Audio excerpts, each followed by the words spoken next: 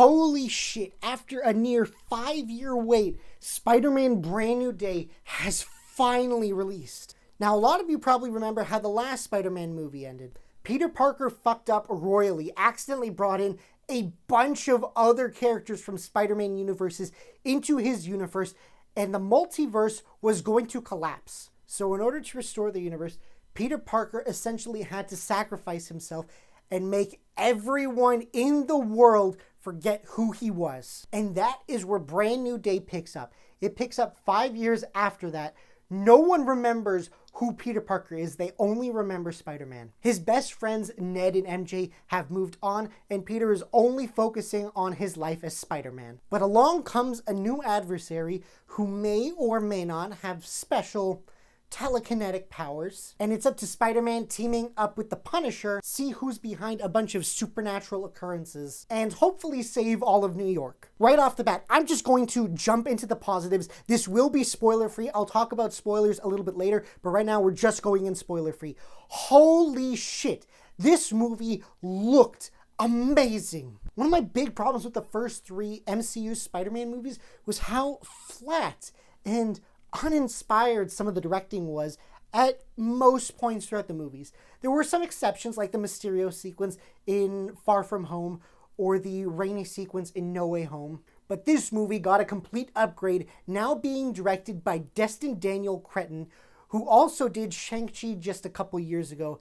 And you can really feel that change in voice behind the camera. The action feels so fluid. It feels so dynamic, inventive. There are shots we haven't seen in any other Spider-Man movies. And do not look at the most recent trailer, because I think they gave away way too much about the action and the plot. So stay away from that.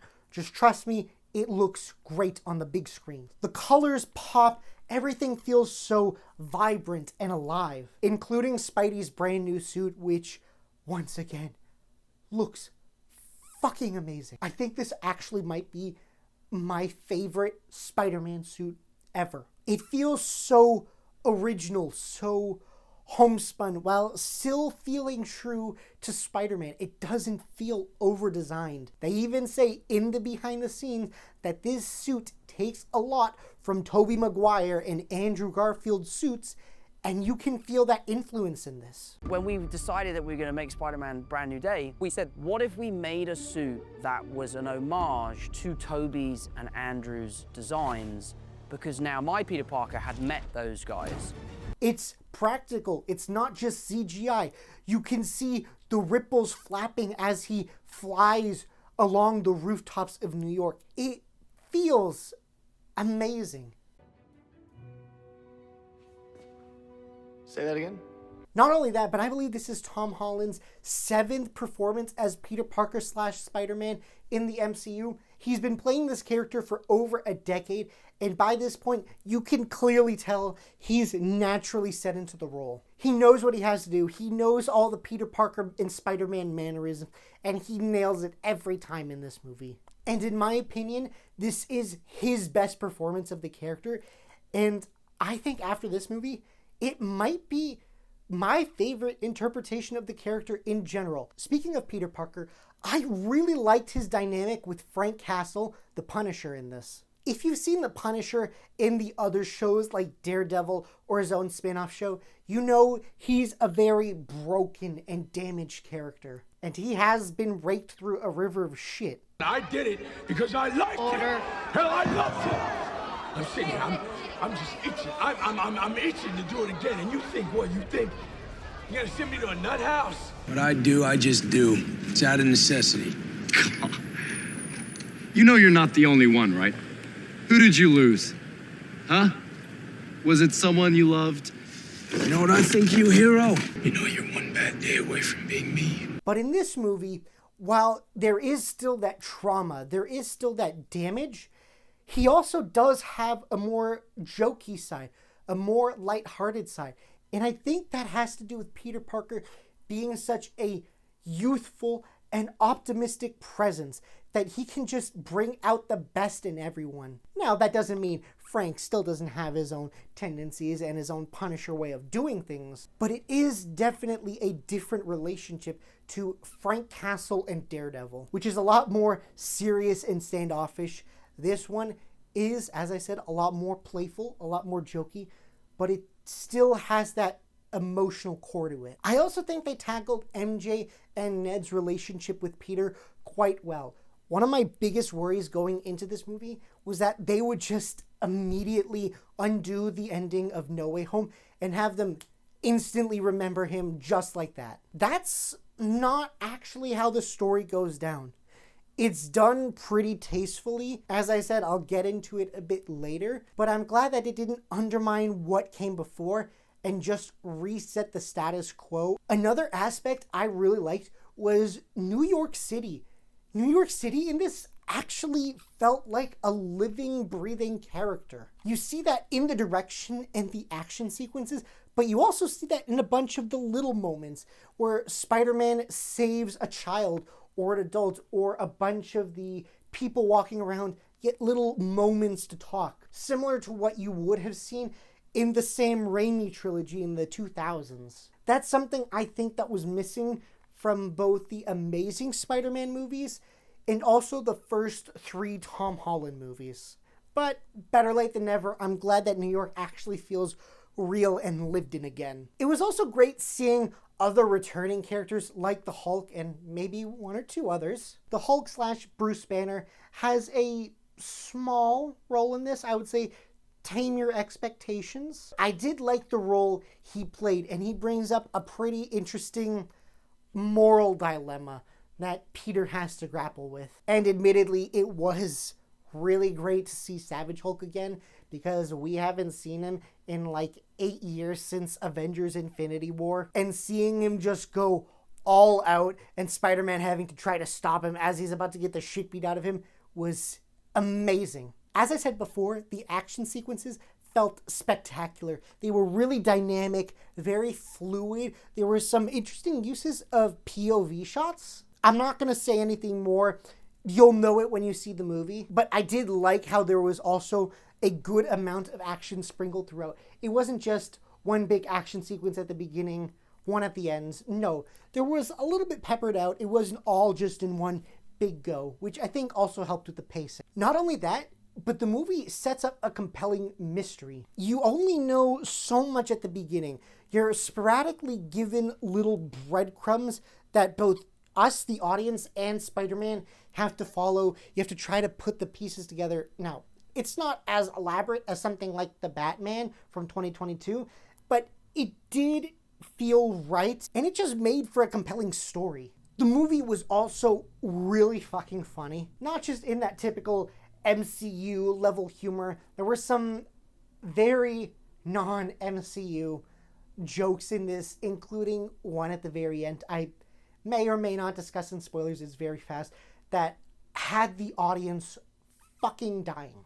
Another aspect I appreciated was how I think Brand New Day took a bunch of inspiration from various other forms of Spider-Man, took the best bits, put them all in a blender, and tried to make something new out of it. There are definitely some references, some homages, some of which you've seen in the trailer, recreating various Spider-Man comic covers, but there's also other little references throughout to maybe other movies, other characters, maybe even the video games. But I as a fan, appreciated that. It feels like this time the filmmakers and the studios are actually respecting the fans, giving them what they want, but also going one step beyond and giving them some things maybe they didn't know they wanted. Another highlight for me was Michael Giacchino's score. I've quite liked his music for the first 3 Tom Holland movies, not on the level of the Danny Elfman or Christopher Young scores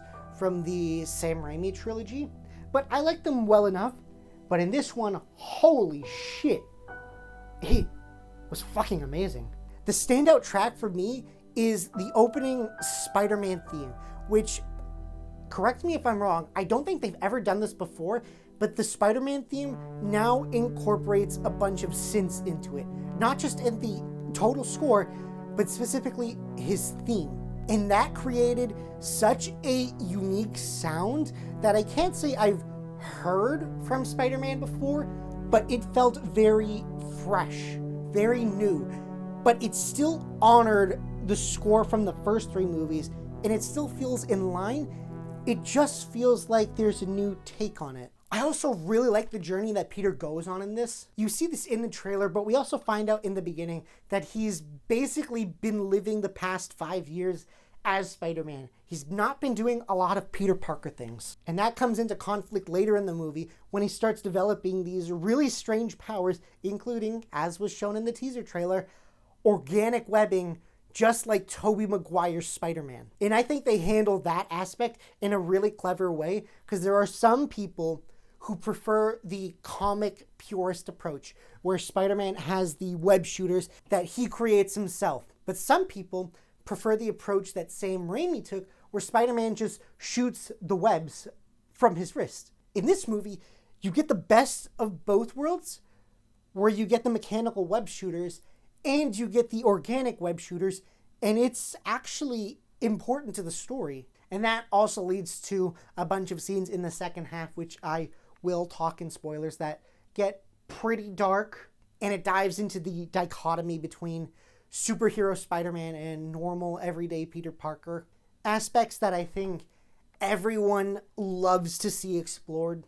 And in this, we see it explored in a way we haven't really seen before. And I did say before, but this does feel different than a bunch of the more recent Marvel Cinematic Universe movies that have come out. Movies like Thor: Love and Thunder, Ant-Man and the Wasp: Quantumania, fucking Captain America: Brave New World. Movies that felt like they existed just for the sake of making another movie, not because it had something to say. But in this, there is a surprising amount of heart and genuine emotion. And there were 2 moments specifically in the second half that completely left the entire audience I was with speechless. Everyone was just gripping their seats like, holy shit, did that just happen? And that's something I can't really say I felt from a lot of Marvel movies as of recent. I also really enjoyed the ending to this. This is another aspect I will dive into spoilers, but it really does feel like it shows you the evolution of Peter Parker and Spider-Man's character, and it feels right. And with where they leave this off, I am genuinely excited to see where they go in a 5th Tom Holland Spider-Man movie. Now, I did really like this movie. I genuinely really liked it, but I do have just a couple slight nitpicks or critiques that I want to get out of the way before I just completely dive into spoilers. The first one, there is a reoccurring gag with a character that's in a bathtub. At first, I thought it was funny. Maybe went on a bit too long, but it didn't ruin the movie for me. It was just a short little thing. There was also a very brief period, I think right before the halfway point, where I was thinking it's starting to slow down a bit, but it was very brief. It was just for a couple minutes, and then I think the movie bounced back, and then it picked up the pace, and it carried that momentum all the way until the end. Now, this critique, I can't be too specific with it yet. I'll get more into it in spoilers, but let's just say the villain of this movie, you understand where they're coming from, you understand what they're doing, but then I think they accidentally go maybe just a bit overboard with how evil they get. All I'll say. And then there is the post-credit scene. It's cute. I'm not entirely sure how to interpret it. I'll get into that a bit later. But yeah, if you were hoping to stick around for the post-credit scene, you could probably just look it up on YouTube. But now I'm going to be diving full-on into spoilers. Spoilers, spoilers, spoilers. Now, if you want to avoid this section, if you haven't seen the movie, I will put a timestamp to where you can go at the very end just to get the final sum up of my thoughts. And this is just some of the stuff that stood out to me. It's not an exact play-by-play of the entire movie. Now, you saw in the trailers, you see Spider-Man fighting a bunch of villains like Tombstone, Tarantula, Boomerang. Yeah, that's just all in the beginning. It's an opening montage. They don't actually do anything in the movie, including Scorpion, played by Michael Mando. He's only in it for a couple scenes, which is kind of disappointing. I was hoping he might have a slightly bigger role, but I think for what he did a good job. And I also like the opening montage as it set up Peter Parker's everyday life as Spider-Man, what he's been up to, how he's been living. And it just felt very Spider-Man. That is one thing I will say. This feels like the most Spider-Man movie to me since Sam Raimi's Spider-Man 2. Not just in the opening montage or how the city feels like a real character, but how you also see Spider-Man interacting with a bunch of other characters that naturally would be hanging around in New York in the Marvel Cinematic Universe, and of course Spidey would be bumping into them. Now, diving deeper into the relationship between Peter, MJ, and Ned, as I said, they don't undo the ending of No Way Home.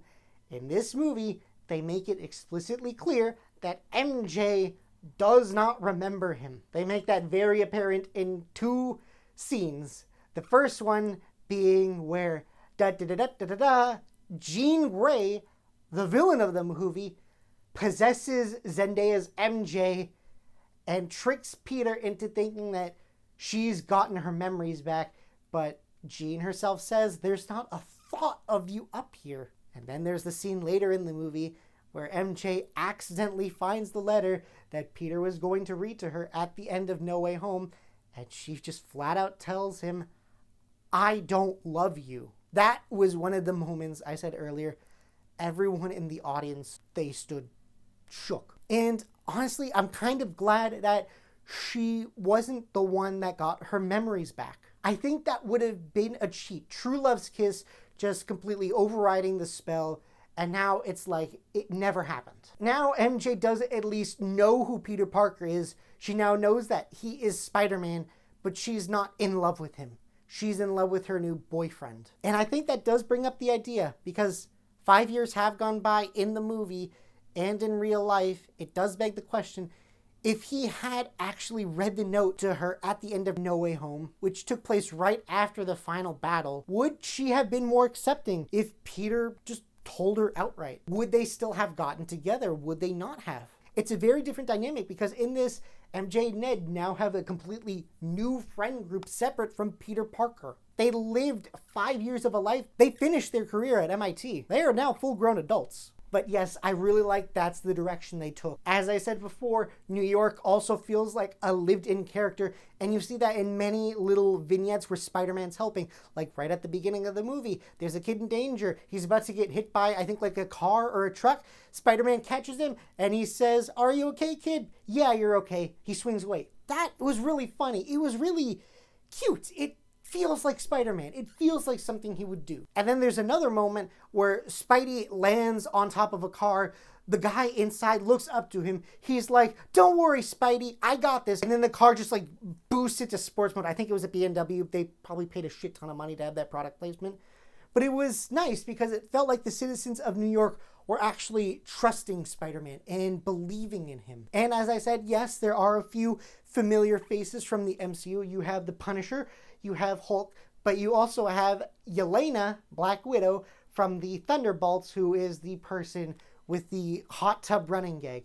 And it was definitely a choice to have Spider-Man go in the hot tub. Well, they're naked and he just has his mask on. At first it was funny, then I think maybe it went on a bit too long, but I did like the scene later when she's still in the bathhouse that she says is her office, and then Peter, Ned, and MJ call from their apartment, and she's like, "Oh wow, it's great, the sad man finally got friends." That actually made me laugh and was quite great. Now let's get into the villain of the movie, Jean Grey. Now if you're an X-Men fan, you probably recognize that name. You definitely recognize that name if you saw the Fox-era X-Men movies. In this movie, Jean Grey is played by Sadie Sink. In the X-Men movies, she was first played by Famke Janssen, and then played by Sophie Turner in the prequel series. And in this one, they're definitely going back to a younger approach, where Jean Grey is just a kid.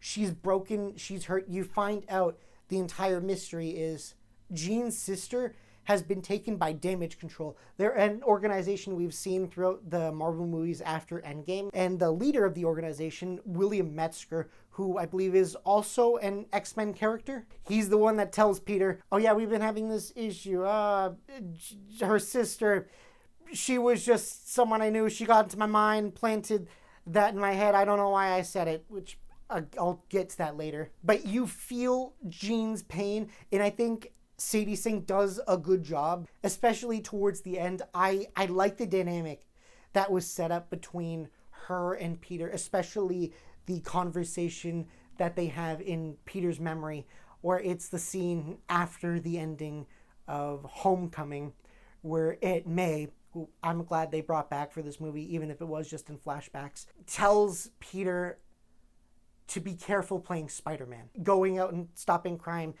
With great power comes great responsibility. And we see that scene, and it's Jean in Peter's spot. It's not literally saying Aunt May told Jean this, but she's just assumed this place because the message is applicable to both of them. And I thought that was really nice. And I like that because it does show, in a world where there are no more X-Men, or there haven't been any X-Men, there is no Professor Charles Xavier to help out troubled youths, to guide them and channel their energy into something productive, like helping people or being an X-Men, similar to how we saw in the Fox era movies, where he was helping Logan, who still didn't have his memory. We see what would happen if he doesn't exist yet. And even relating to Jean's character, she's looking for this thing called VMAX, because the last thing her sister said to her mentally was VMAX. In the entire movie, you're thinking, what is VMAX? Peter Parker is asking, what is VMAX? At first, I thought it was a code for something like V. What could that mean? I thought it might stand for like Venom, and then Max would be like, oh, Maximum Carnage. So it's obviously setting up the symbiote storyline for Spider-Man 5.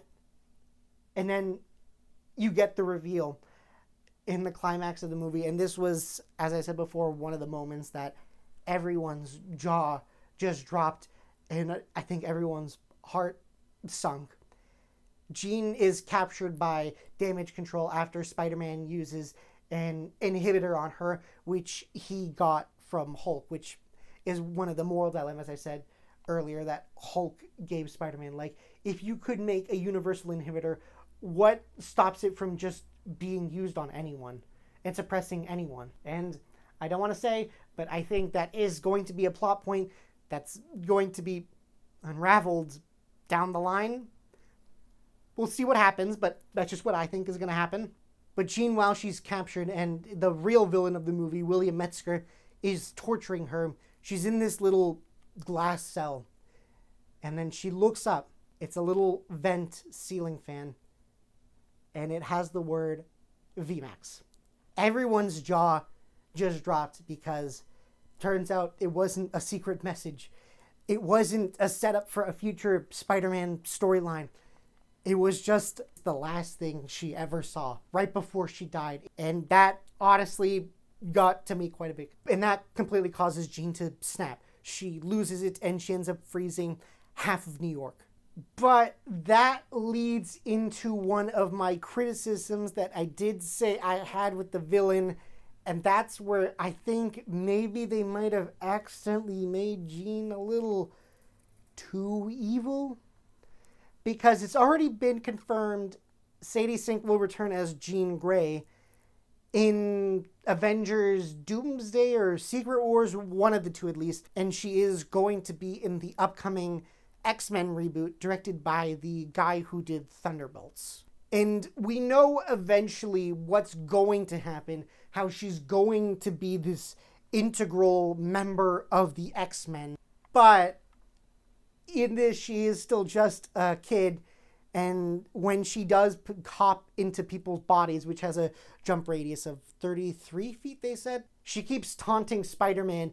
And at one point, she tries to kill MJ and also the other innocents, one of which ends up getting hit by a car. I think you see him at the very end credits in the montage, so I think he lived. But still, when she says, "Stay out of my way, Spider-Man, or I will take away what you love," It feels like maybe they went a bit too far. Maybe they should have toned that down. It didn't ruin the movie for me, because by the end, it does show a good message, and it does end with Jean implies this. I think she's going to upstate New York, where I assume the next movie is going to show her meeting with Professor X and maybe establishing the X-Men. It's not explicitly said, but I think that's what the ending was trying to say. But getting back to more positive spoilers, talking about Peter Parker's journey in this. As you saw in the trailer, yes, he does get the organic webbings, and it leads into this whole transformation where his spider DNA is seemingly taking over his regular DNA, and it's overloading his senses, which leads him to create the inhibitor chip to help calm him down so that he can use his mechanical web shooters again, because when he lets the spider out, it just goes overboard and people get hurt, and he almost accidentally kills a cop. And partway through the movie, there is a potential scene where Peter Parker allegedly tries to kill himself. It's the scene where the music's playing after the party. He's just swinging, he's swinging. And then he swings, he falls back, and you can see it in his face. It looks like he's debating if he should just let go and fall to the ground, because he's falling. And then he finally webs and then goes back to his apartment where the transformation happens, which is caused by extreme stress and changes. But I really liked how that plot line was resolved, because by the end, it's Spider-Man versus the Hand, which it's kind of weird that Damage Control took them out, because I thought they got taken out in Daredevil, but whatever, I digress. And it looks like Jean is about to kill William Metzger. Spider-Man can't do anything to stop it. He's on the ground. He knows he has to unleash the spider. The Hand might be about to kill him. And Jean says something along the lines of, what are you, like, Spider-Man or Peter Parker? And then he looks and just says, I'm both. And then the ninja just goes, strikes with the sword. He catches it with the webs, and then poof, he breaks it. And then it's that scene that cements that he is both Peter Parker and Spider-Man. He's not Peter Parker or Spider-Man. He is both. And I thought that was fucking amazing. And even that whole fight with the Hand, it was so well done. There's one shot where Peter jumps. He jumps onto the ceiling, and the camera turns with him so that it's still facing in his direction. It looked amazing. But then that leads us into the end where Peter and Jean have their talk. Jean finally enters Peter's mind, which she hasn't been able to do up to this point. She has the chat with Aunt May that we saw slightly earlier in the movie. And you think it's all going to be hunky-dory, and then all of a sudden you hear the gunshot. It's Frank Castle. He was on a rooftop about to snipe Jean. Spider-Man, last second, jumps in front of her, catches the bullet, and I actually thought he was about to fucking die. You see Peter staggering to the ground, and I think this sold it to me. We get a slight repeat of the Aunt May scene from No Way Home, where Jean's like, you're okay. And Peter's like, yeah, I'm okay, I just need to sit down. And I was like, oh, fuck, is he actually gonna die? And it turns out, no, he doesn't die. He was very close to. But Jean ends up using her powers to keep him stable enough for Frank to get him to a hospital, and they end up reconciling. Jean ends up going upstate, and this last sequence of the film is what I fucking love, because Peter and Frank, they're both out in the open with each other. Peter's in the hospital bed. He's finally breathing on his own. He's accepted the fact that he is Peter Parker and Spider-Man. They have some good banter, and Peter says he just needs to get out of the hospital. And because it turns out there's a giant Spider-Man parade right outside. Everyone's been praying for him the entire night just to pull through. Peter goes outside. You think maybe everyone's about to refigure out his identity. And then someone looks up and say, it's Spider-Man. He looks in the window. Turns out Frank put on Peter's mask and his gloves, and he's pretending to be Spider-Man so that Peter can get out. I thought that was a really heartfelt moment, but it's made really funny. When it cuts to the inside of the hospital, you see Frank cheering as Spider-Man, and he's just going, ah, ah. I laughed my fucking ass off. That was so endearing and so nice, which we don't usually get from Frank. And I kind of hope that if they do a Spider-Man 5, maybe they develop that relationship even further, because I really enjoyed how it went in this. But this parade, I don't think it was just talking about Spider-Man, the superhero, in the movie. I think it was a commentary on Spider-Man as a pop culture icon. Because I think a lot of people love Spider-Man. They love him. Whether they were introduced to him through the comics, any of the graphic novels, video games, movies, TV shows, what of it, Spider-Man is one of the most popular characters of all time, because I think a lot of people see themselves in him. Various aspects, the money problems, being kind, with great power comes great responsibility, all the challenges he has to overcome, but at the end of the day, he still does it. He is selfless. And I think people need to have someone they can aspire to. Someone like that, even if they aren't real. It gives people hope. It gives people warmth. And I think this standalone Spider-Man adventure, which doesn't have any multiverse shenanigans, any other supporting Spider-Man or large MCU figures to overshadow him or help him, I think that's why this movie is doing as well as it does. Because people need someone to look up to, and people look up to Spider-Man. They love Spider-Man. They see something of themselves in him. So at the end, when it is this giant parade and gathering where people are celebrating him, that's not just the characters in the movie. That's also showing us and what he means to us. And I really like that. I really like that scene.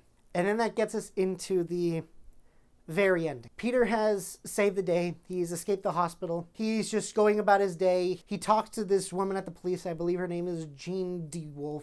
She's kind of like his inside man. They regularly talk.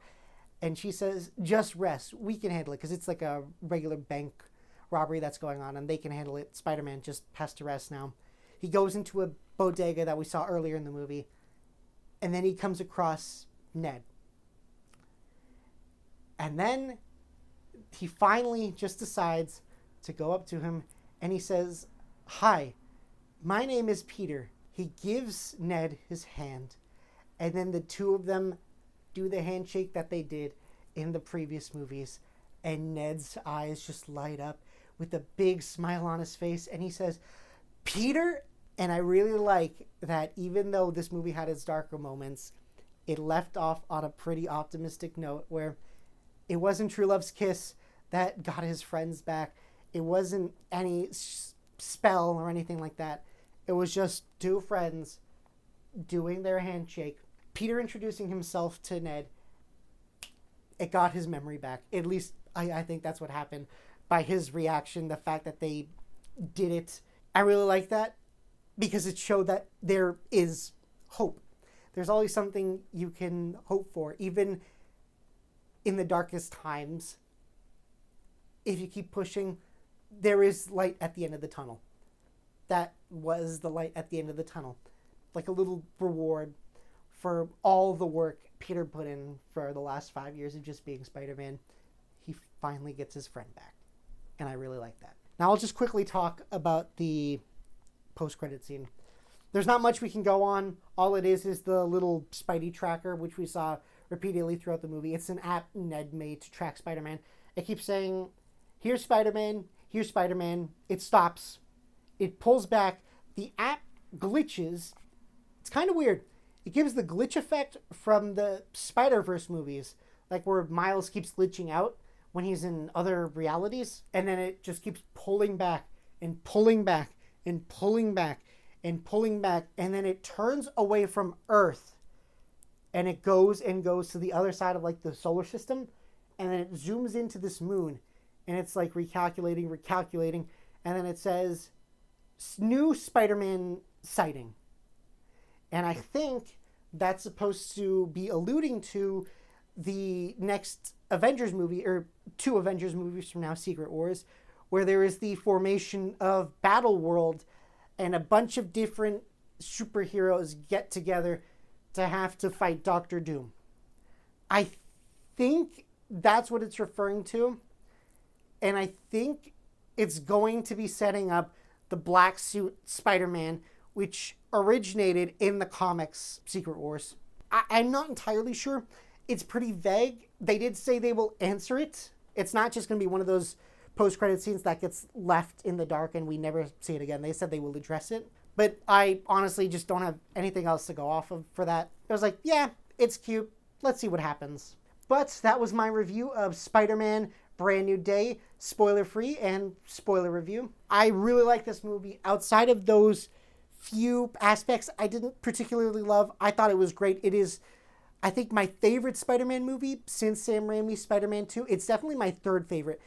It would go Spider-Man 2, the original Tobey Maguire Spider-Man, and then I think Spider-Man Brand New Day. I thought it was really good. But I am really excited to see where they go with the character. I hope it's not a 5-year wait. If it's like a 3-year wait, that's fine. But you know what they say, absence makes the heart grow fonder. If the box office is anything to go by, considering the fact that it made 1.2 or 1.3 billion after only a week. But guys, I hope you enjoyed this review. Feel free to comment down your thoughts on Spider-Man Brand New Day, and I will see you in the next one. Peace out, have a good day, and goodbye.